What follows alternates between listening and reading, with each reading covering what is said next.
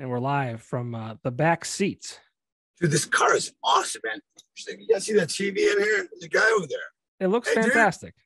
Dude. What's going on, man? What's up? So you come with the car? You're the car. Yeah, exactly. All right, exactly. Take me to the adults club, please. Right. Hello. right away, sir. Right away, sir. Right away. I spent a lot of my youth, my early 20s, in those kind of establishments. Yeah, it's just a great place to find, just that significant other that you've been searching for. Well, you have no idea. Because when they make it through college, yes, they're going to take it. Absolutely. Yeah. But you have no idea how much this means to me. Hugo is the front man and one of the founders, essentially, of the band Tantric. That's it. Somebody hold up the card. And, no, if I sound nervous, it's because I am. I mean, Tantric. That's what I said.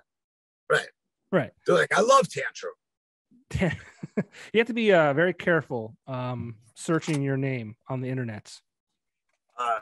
Yeah, I never do, but I heard there's the pornage. Yeah, you can find some interesting things searching Tantric. I know. Here's the weird thing about my band name. Like literally everybody associates it with sex, right? Right. And like, which puts a very high bar to you to live up to. You know what I'm saying?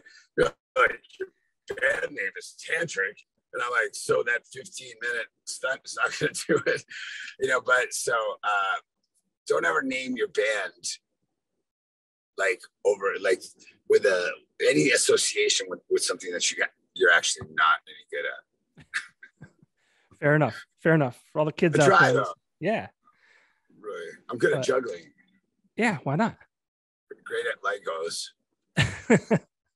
Well, Hugo, thank you so much for doing this and taking the time. I mean, I know you're practicing it for upcoming tour. Yeah. But like when I was in college, I found your band. It was 2001. I think that's when your first release came out, the self-titled album. Yeah. With songs like Morning 13. and Breakdown and Astounded. And like I tend to really focus, or I tie certain music and certain albums to certain points in my life. Maybe it's because that's just everybody does that. Yeah, that's what's awesome about music. It's really great. My music is the soundtrack to parts of your life. It really is, dude. Like, you have no idea. Do you know how honored, and when I hear that, it never gets old, because out of anything that you benefit from, whatever attention you may get and whatever financial gain you may have, the thing that really just makes me is it fucking dusty in here? Is just knowing that, because I know how those moments feel, because I have them myself, and they're so fucking important. Man, to know somehow, some way, this idiot kind of by no it's definitely not because of me, but part of their life. It's really an honor. It's like your song becomes a movie, and it's amazing. It's an amazing feeling to know that are relevant to you. You're breaking up a little bit. Are you back? Are you there? Yeah, I'm totally back. Okay, cool. Hold on, let me get closer to the house. Drive. Oh, you're driving. Okay, cool. Yeah. All right. There we go. Well, I guess that's a great place to start. Is your first album, your most successful album. I mean, yeah, but I wouldn't say it's the most successful to me. Well, sure, of course. Yeah, the most monetarily successful. Yeah, I mean, what was that like? I mean, you founded with two ex-members of Days of the New, and you started at a time where there's bands out. Like in a car accident, and it just goes really fast, and then only in retrospect, only as you're remembering it, does it. You kind of take it play by play, but it felt like it just went, and then only in my more pensive in older years do I reflect upon it, and really I'm enjoying the reflection of it as much as I am of how it all began, you know, as much as I am right now, you know, somewhat. But it was a, you know, man, like that doesn't happen to people, you know, like I love music, man. I had no ambition to be a rock star at all. Like I wasn't trying to get these chicks. That wasn't even anything close to my thought process. It was just, I was a good kid, and I had some sincerity in it, and I had some stuff to say, and man, it was just so like, I can't believe this is actually happening, you know. And they say that luck is when preparation meets opportunity. And boy, you know, when we got the opportunity, I was fucking prepared in every single way. And I can honestly say that it's been 2 decades, which is a long time, and it goes by like that, as you know, right? Yeah. But it's still fucking amazing to me that I actually lived this life, and as much as tumultuous as it can be, of course, like that one moment where you know you're affecting these people, and they're coming to this gathering so that you can take them away from whatever it is. It's a fucking amazing, you know, it's an amazing thing, because you're just making it for yourself, you know. It's just like you made this thing because you like it, and it's something you like to do, and then all these people reflect it. It's like, it's amazing. So I'm really grateful, man. Of course. And I mean, what was it like being, you know, you were part of like the early 2000s where you had bands like Stained and Nickelback and Creed and Default and Breaking Benjamin, like an era, right? But yeah, at the time that I was a... in, I didn't think of it as an, like, you know, like this, I'm part of this like post grunge or like this era of music, you know, just like, you know, like, you know, AC/DC is part of their own era, and like whatever, you know, you go back the 80s, you know, I wasn't aware, you know, I was just like, as I do every time, no matter how small or how large the audience or stage or ears that are listening to it, I'm just like, you know, I'm like just strapped in and just having a blast, and I really enjoy it. And I enjoy the struggles too, because the struggles definitely create the contrast that you need to appreciate it, to keep on going. And would you consider some of those struggles, you know, I mean, you've been around for 2 decades, like you said, and you're still you're like the last man standing. Like, so I feel like every album they may have been different players. Listen, to me, it's not really a struggle. It's just like, do you like candy? Yes. You want to keep on eating it? Of course I do. Right. To me, the struggle is that things change, you know, and you have to change with them. And, you know, you have to define what you consider success, or in a little different way, to just keep you getting up in the morning. You know what I'm saying? But at the end of the day, you know, sometimes that part is hard. You know, you gotta, like, you know, this shit happens all at once, or not at all, or somewhere in between. You know, it's a very sporadic type of thing. And, you know, sometimes I'll be going like this, and sometimes I'll be like, oh fuck, you know. But it's all fun, and at the end, I don't really remember the bad parts. I just remember that. Can you believe that shit happened? Yeah.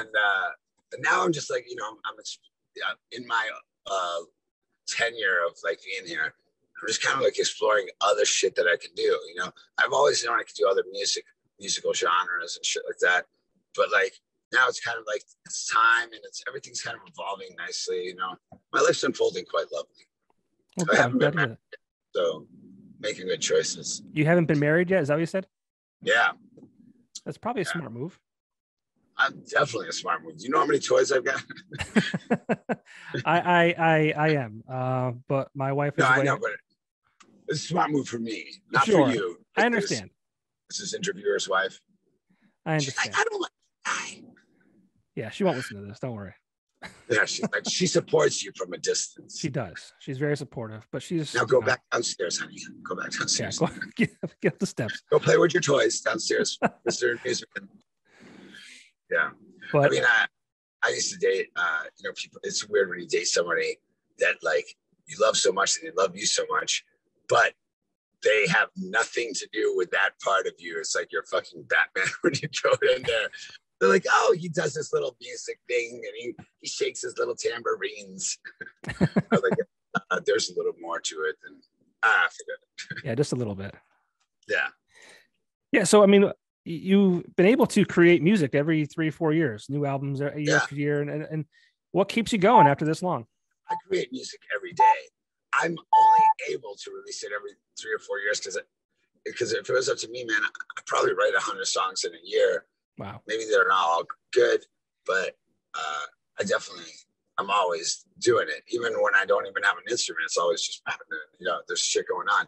But now, like, I'm not being like, you know, I've done some weird shit. I did a song in Portuguese with this girl named Cici Santana, and it was like this Brazilian bossa nova shit. And I was like, yeah, I could do that too. And it's cool to know that I'm not really like, you know, when you're younger, you're like, yeah, I'm in a fucking rock band, dude. I'm not playing no fun, you know. And now it's kind of cool to appreciate. Hugo, come back.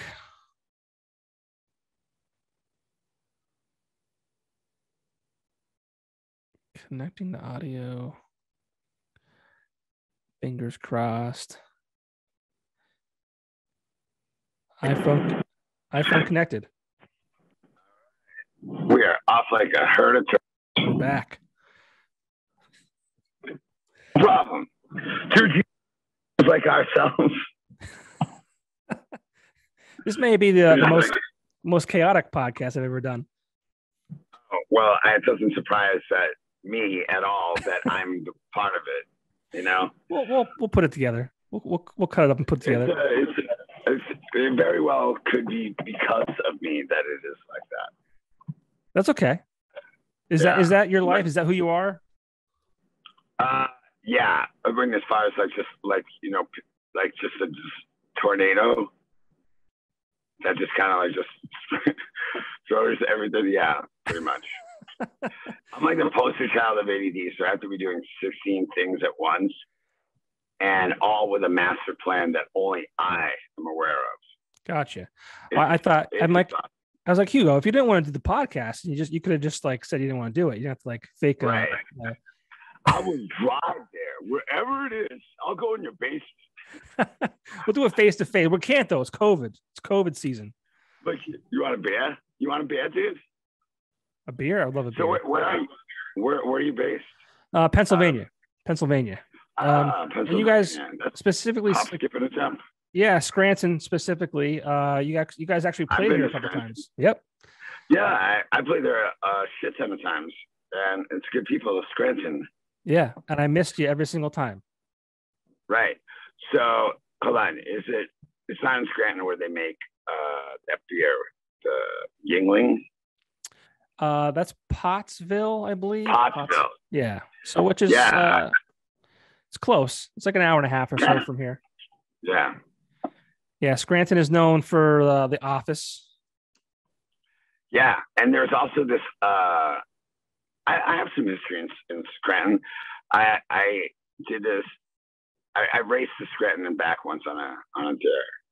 On a dare. Well, here's the thing.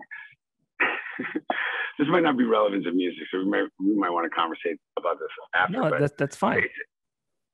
But basically, I'm a big car guy. I love cars, and I like to go fast in them, and I like performance cars. So I once had like a night vision goggles. Sure. And I had a flat black M6, which is like, a sports car. It's like a Beamer. And I drove from Boston to Scranton with no lights on all the way down. Like, for all you people that have seen the old Cannonball Run movie where Jackie Chan shuts off his lights and is just doing that, I did that to Scranton and back. No accidents? Well, there's no people, but I could see perfectly, even though if you're a police officer trying to like scan, you would just not really see anything. It was a flat black car. Sure. With no lights on in the middle of the night. In retrospect, I've made better choices and made better decisions, but I made it through. So yeah, you're here today to tell a story. When was that? There you go. When was that? Yeah. Like, what week are we in? That wasn't that long ago. Really? So like, yeah, it wasn't that long ago.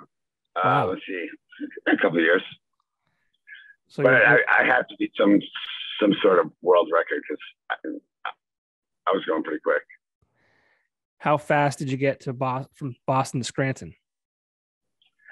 I don't know. I think it's normally a 6-hour drive. Yeah. And I think I did it in like shy of 4.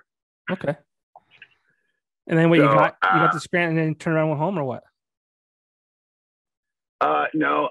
I went to this particular girl's house and I said, "Hey, bye." She found it amusing. Did she invite you in? I mean, are we doing an interview here? Or we're at your penthouse forums? Of course she invited me in. I just drove 6 hours in 3.5 hours. I risked my life. Oh, I hope so. Yeah. I was hoping that's what I thought maybe you just got there. Yeah, she was like, she was impressed. Okay. It was totally worth it. All right. Totally worth it. Good. Good. Women, they still like that chivalrous act of courage or stupidity in my case. They do. They like to be. They're like, "Oh my God, she like totally did that for me." That's all the girls that do sound like. They're like, "Oh my God." I know. Again, choices. Yeah. Yeah. I don't have much to offer either, so it doesn't matter. Hey, this is a self-deprecation hour by Hugo Ferreira. Hey, I don't care what we talk about. It's all good. Okay, let's talk about music. That's the only thing that I should have some street cred on. So let's go. Let's build that street cred back up. All right. So back to the music. I don't know what were we discussing before. I know we were talking about. We were discussing that now as being around for a long time, that the difference about how I appreciate things versus then, and you were saying you were like the best, Hugo. I mean, you were like so cool, and you were saying that over again. Well, I mean, you were. I mean, that's not a lie. Yeah. I mean, right on. My interviews tend to be random. I'm sorry. No, it's cool, and that's what it's all about. There's no script here, so it's all good. It's about looking into the personality of your favorite or maybe non-favorite artist. They always say, what do they say? Never meet your what are they idols? Like in real life? Yeah. Oh, if you meet your idol, you'll be disappointed. Is that what you meant? I'm totally kidding, but that's the saying, right? But there's some truth to it, because I've met a couple of people that I was like, I thought you were cool, but you're kind of a dick. Well, you're not a dick. I said it to myself, so it didn't hurt their feelings. Yeah. Well, I think we were talking about just, being able to pump out music every 3-4 years, but you always write consistently anyway. So it's just like, it just kind of happens. Man, I always have a guitar in my trunk. Always have a guitar in my trunk. And I'm impatient, so I don't like to wait for shit. So like, I don't have that calm demeanor. I'm just like, come on. So I'll always pull it out and just like, shred it a little bit with the acoustic. Yeah. So how long have the guys that you're with now been with you? Actually, a decent amount of time, about 5 or 6 years.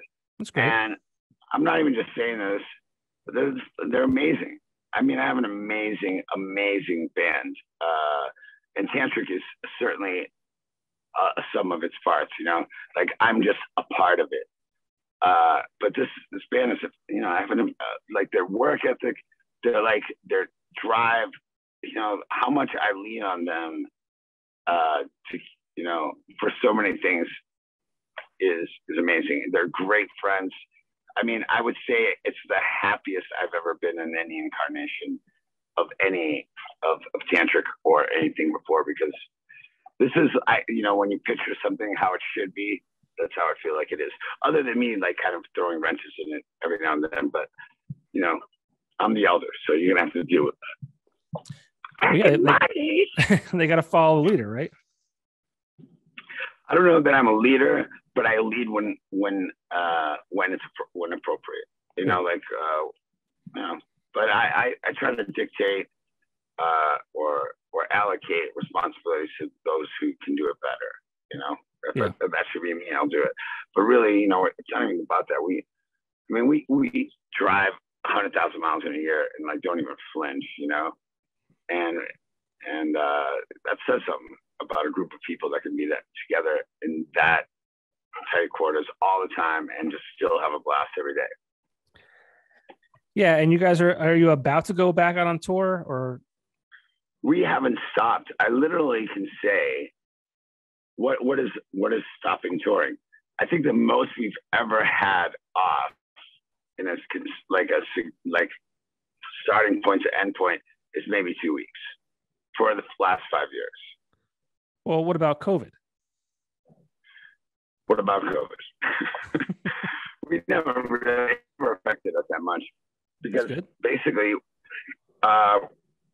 you know, we wrote records, you know, we wrote music and we did did our little thing, but also we would still play like we would go to these venues and we'd be somewhat cautiously responsible.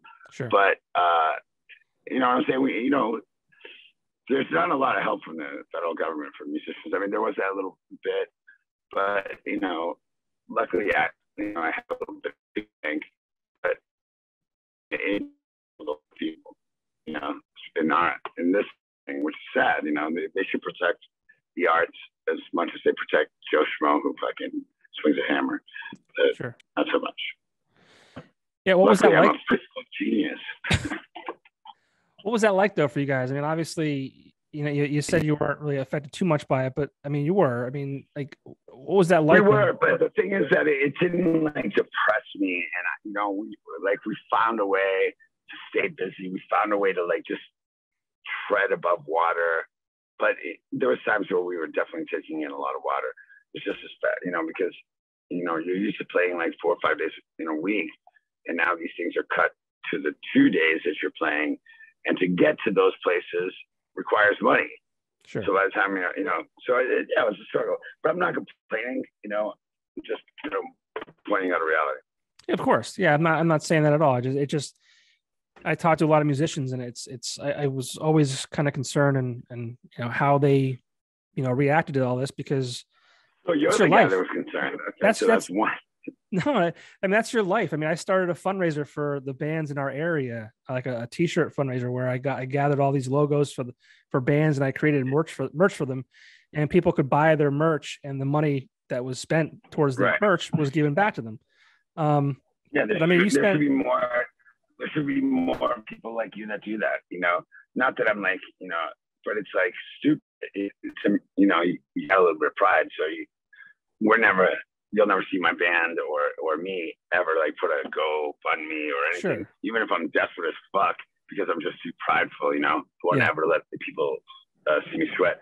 But, you know, I'm just saying if somebody was scratching my back and I had nothing to do with it, it wouldn't be bad. I mean, you know what I'm saying? A little tap on the back never hurt anybody. Yeah. But it was concerning in that, like, you know, you spent 20 years touring and creating music and playing for people to have it come to more than 20 years. Okay, more than 20 years. Yeah. So basically, before this, I was in bands also. So and prior to this, I was in a band for another 4 years called Merge, and we toured. So I basically have not stopped since like I was 19. But I feel like it keeps me young, you know. So other than my shoulder injury. You look great. Thanks. You know, I don't shove a bunch of drugs on my body, so that probably helps. Yeah. Edit that drugs out. Are bad, okay. Edit that out. Yeah. I think it's horrible. You know? Well, I'm glad to see you guys, 100%. You know, get through that. And you released a new album last year. Yeah, it's called The Sum of All Things. And it's a great record, man. It was easy to make. I'm proud of it. It's kind of like so here's 20 years and this is where we are right now. And this is how we've grown. And this, you know, it's like one of those. It's kind of like, let's take a look back at last 20 years. And it's good, man. I know what every song means to me. And I know it means different things to different people. So, you know, it'll always be a great memory for me, that record, that mind where I was and the people that were around me. yeah, that's it. I'm really proud of that. You know. Yeah, and as far as like songwriting goes, are you the primary guy? I would say so. I mean, at least for this group, yeah, I would say so. But all the guys in my band have written or contributed to existing songs or songs that I've written. You know, I don't just go, this is it. You know, I'll bring the cake, you know, and then you guys can throw some pepperonis on it or whatever you prefer on your cake. But like, you know what I'm saying? It takes more than one person to really make it special. Of course. Yeah, 'cause, yeah. And any big plans for Tantric this year in 2022? Basically, the world is our garden, and we're just gonna go in there and dig it. That's a little Joe Dirt. Yeah, little Joe Dirt. No, I just hope that we have to we get to do what we keep on doing, and we love it, and I hope that people keep on coming out to our shows. I hope we remain relevant, you know, because I won't know when to get out. You know, I'll still be the guy who's like, what do you mean they don't want to hear us anymore? Like, come on, 22. You know, so you know, I guess I'm very grateful to all the people that do give a shit like you know. Yeah, I mean, did you ever imagine that this would be, your career? Is this what you wanted out of life? Or, I mean, for sure. I knew that I I knew that it was born into me. Like, yeah, I don't remember being alive and not knowing how to play the piano, at least to some degree of good. But I guess that's why I never ever worried or took never had a net, because I was just like, what am I going to do that for? This is my destiny, and this is what I'm doing. And come hell or high water, I'm going to do it. And I was, like I said, I was, I've been really lucky as well. But man, I think I was too stupid to know that I couldn't do it. Like, I was like, oh, what's a 1 in 17 billion trillion? I was like, totally winnable. So, lucky. Yeah. And you said that, the self-titled album, your first album, wasn't like, the most successful in your mind, your eyes. Which one? No, it was. It's a great record, and I can compare it to like a lot of great first records, because you have your whole life to write that first record, Yeah. Then you've got like 8 months to write the second one, and less depending on how greedy said label is over the quality of what it is. But yeah. But was there a record that you love the most out of all of them?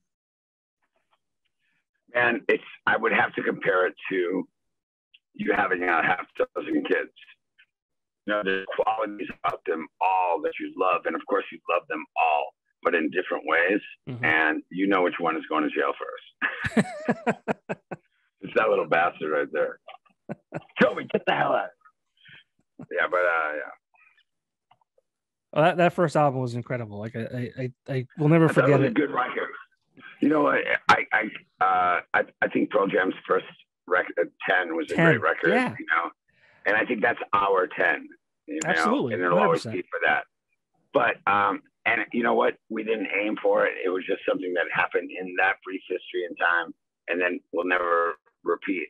But that being said, whether looking at your star or not, it doesn't shine just as bright. And by that, what I mean is that, a lot of people, and I feel like this is very common, people don't listen to albums. They don't even, I feel like it's very rare where people just like sit down and just listen to a record in a way of like, this is not a form of entertainment, but like an appreciation of this art, and like, delving deeper into it. It's like, this like little play on words and stuff like that. And I try to like write stuff so that if you want to skim across the surface and just tap your foot and drive your Camaro down the street, fucking great. But if you want to pull over and against the backdrop of a beautiful place, just, think about some shit. And they carry you there. I mean, that's my ultimate thing, because, I'm telling a story of, I mean, essentially all these songs, they're all like a musical form of my life. They're my diary, essentially. I don't write in a book unless it's like 2 eggs. Don't forget the call. But it's, but like, learn how to use the Zoom machine, you idiot. But yeah, so, I like when people like come up to me and they'll be like, hey, on that blah, blah, blah, blah, and how you said it. And I was like, yeah, you fucking noticed that. And I was like, sometimes you think that nobody would notice the little, and it's great. I like it. It's like, aren't I clever? And then I do the hand.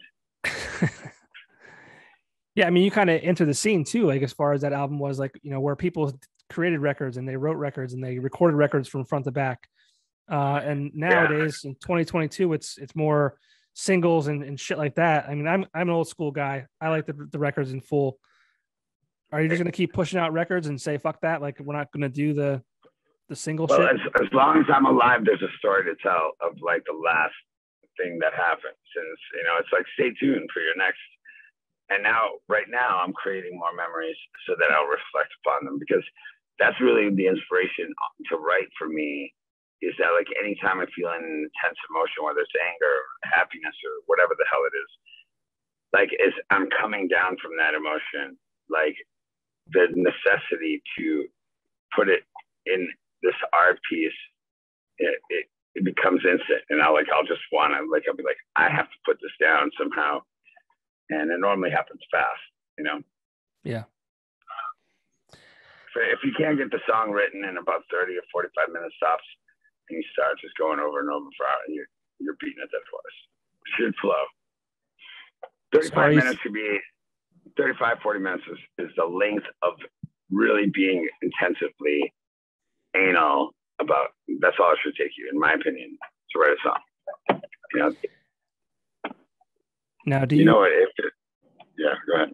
Now, do you go on these fast car rides from Boston to Scranton so you have stories to tell? Definitely not. I do that because I'm an idiot. No, man, I'm like this. I want every day of my life, when you look back at your life and you're like, there's the days kind of blend together, and then it's mostly gray matter back there, and then these occasional memories, right? You were there, but I just try to make every day count and do something that's you're gonna remember that day by, and my only philosophy of being happy, which is the ultimate human goal, that should be the only goal that all humans have, but to me it's like, do whatever makes you happy. Change your mind a million times at any given fucking time. Do what fucking makes you happy. That's how easy it is to do. And even if it's just for a little second, and you have all these little points, and then when you back away from it, it creates this line of happiness, and that's your lifeline. And to me, the only rule is just don't do it at other people's expense. Don't hurt yourself or others doing it. If you do whatever makes you happy at any given time, with that rule intact, it's exactly how easy it is, pending that you don't have a mental illness or bipolar or some chemical. But I really think that life is pretty simple and easy to achieve these things that we think that are more complicated than they need to be. Yeah, I like the way you said that. Yeah. I've thought about it a lot while speeding. But yeah, I do feel like that, people, man, I have this incredible or this privilege that I get to sit down day to day, and I don't get up in the morning in this typical way and go tick, tick, and then becomes somebody's robot and an extension of a machine, and essentially, and then I can sit around and be pensive because or just fucking consider things. People just don't consider things. Just ever to sit through by yourself and quiet down all the noise and just be like, whatever the things may be, you know. But I think that there should be more recess for humans in that sense, so that they could learn how to be better humans to each other, especially to themselves, you know. They're just like, people are just like, money, this, you know. It's just like, slow the fuck down, dude. And that's coming from me. Well, I think, you know, the pandemic, the first year of it at least, was you know, forced people to really kind of slow down and re-examine their lives, and I hope they did, at least, you know. I don't believe that was coincidental. I don't believe in any coincidence. I believe that, you know, this is we're part of a bigger thing, and that it will lead you the right way, and that if you choose to ignore these like hints and signs and little things and hunches and, you know, serendipitous shit, that's on you. But it's literally, life is always literally nudging you to where you need to be for it to be. And you know it if you just trust yourself, you know, in your head, you're like, yeah, you know, how many times have you said, I should fucking do this, and then you do it, and you're like, fuck, I wish I didn't do that, you know. But, and the opposite way, you know, I feel like it's very easy to just like, path of least resistance is generally the one that I believe is the right one. You know, and not to say that you shouldn't work hard, because I work my ass off, but it's just, you know, me saying I work my ass off is like, I go outside and play with my friends all day long, my ass off, you know. So it's not necessarily work in that sense. But it is tiring. You referenced people punching a clock, referencing you know, people that work on like a 9-to-5 job. Like, do you know how important like your music is to people like that, like people like us that, you know? That's my responsibility, even being like, that's one thing I take seriously, is that like, man, I'm not gonna regurgitate this piece of shit for you so I can get another check, you know. To me, you know, I gotta be like, I see that it is good, I think that it is good, and you know. But yeah, I understand, and I understand that also, just because I have opinions as a you know, in a totem pole of famousness, of fame, you know, like, I have a responsibility to like, you know, I can have an opinion, but also be respectful of how those things are taken, you know. Just, you know, shut the fuck up sometimes, basically. You know, there's a time. I hate when people are just like, you know, you go see a concert and it's like some political, like, you know what? We love the Navy, you know, and it's just so contrived and shit. And I'm just like, oh my God, you know, like, you're insulting these people more than you are, you know, pseudo. It's just like, yo, man, just be cool. Yeah. Yeah. I mean, don't be so overzealous. Yeah. Well, people, I mean, like, to see a concert is kind of to get away from the news and the TV and all that kind of stuff. And the funniest thing, bro, and I don't know if you know this, but like, when you see a lot of these acts and there's like this almost like epic, like evangelical, like kind of like story that segues these songs, that shit is like what you end up hearing every single night. And it's funny because I have them all memorized from a bunch of different bands that we've toured with, you know, that by you know, week 2, I'm like in the back just going, 4 scores, and you know, because I know all the lyrics to his speech. But, you know, I like to live a little bit off the cuff. The only downfall of a little bit off the cuff is that, you know, not all the jokes are going to be winners. And sometimes you just be like, boo, all right, fuck off. I'm trying. All right, tap dancing. If people were to go to a tantric show, what could they expect? Okay, this is what they expect.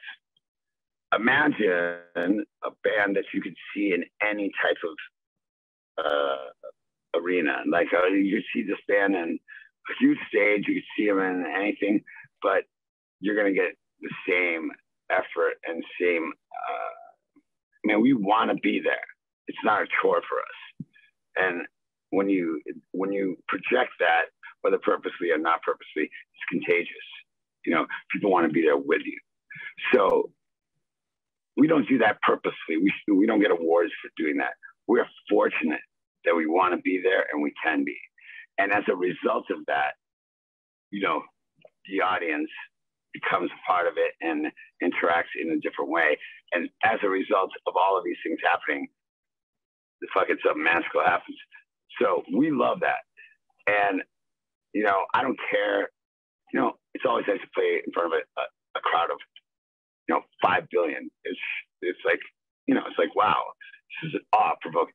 But it's just as, like, to me, challenging and cool to connect with just a handful, you know, because those conversations matter and they'll be a part of your memory, you know.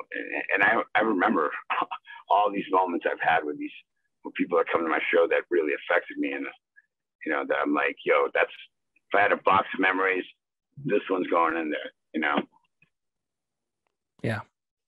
If I'm making any sense. Absolutely. No, that's what people want to go and see. They want to be able to, you know, remember that experience. Yeah. And at the end of the day, having a conversation with somebody that wrote something that affected you, and that person having that conversation with you, and you having just a conversation and be like, so this is what you were thinking, and I was coming from here, you know, and seeing the different perspectives of how this one story that has one truth to me has been, and people stick their own characters in the storyline and how differently it can be seen. You know what I'm saying?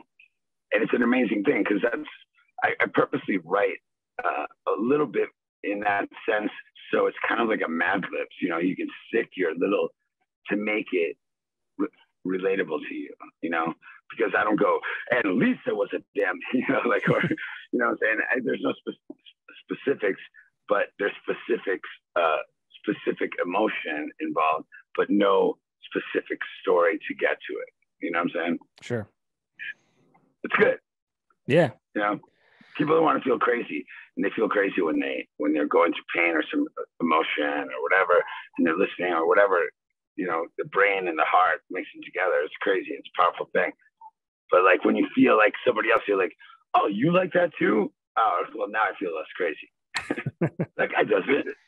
You know, so we all need, you know, like that kind of, you know, silent validity, not to be confused with silent lucidity, silent validity.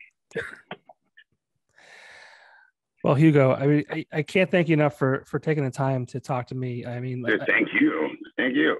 You're the one taking the time. No. I mean, when I reached out and you guys responded, I was like, holy shit, I can't believe they A, responded, and B, actually want to talk to me.